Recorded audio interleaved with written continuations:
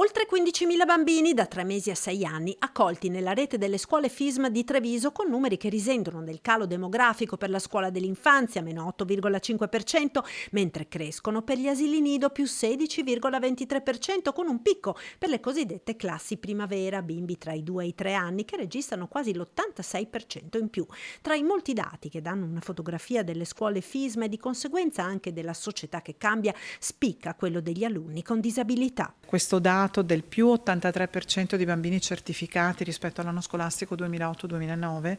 è un dato che deve farci riflettere tutti per garantire il loro diritto alla piena inclusione. Anche se è un dato sottostimato, sicuramente è molto di più. Ecco, in questa società molto complicata che viviamo, con la fragilità delle famiglie, c'è bisogno di dare quanto prima il supporto adeguato ai bambini che hanno bisogni speciali o disabilità. Se i contributi pubblici per gli insegnanti di sostegno sono aumentati negli ultimi anni, rimangono insufficienti quelli per nidi, infanzia e classi primavera. Si sono stabilizzati i contributi pubblici da parte dello Stato a circa 1.000 euro a bambino, poco più di 1.000 euro a bambino l'anno,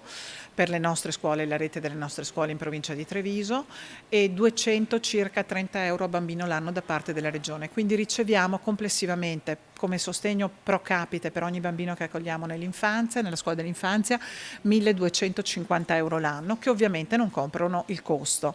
del servizio di qualità che va dato ai nostri bambini, e quindi su questo fronte c'è da lavorare per raggiungere davvero la parità per i bambini e le famiglie. Per quanto riguarda il nido, che ha costi più alti per il maggior numero di insegnanti, il contributo tra Stato e Regione non arriva ai 1.000 euro l'anno per bimbo, cifra del tutto insufficiente per coprire i costi del servizio erogato. Per questo la FISM a livello nazionale continua a sostenere l'importanza di un investimento su questa rete di scuole che in Veneto accoglie il 70% dei bambini. Consentirebbe di accogliere i bambini, di dare loro a tutti opportunità, il più possibile a tutti, contro la povertà educativa e la dispersione scolastica, con un fortissimo risparmio di risorse dei contribuenti, perché siamo in grado di farlo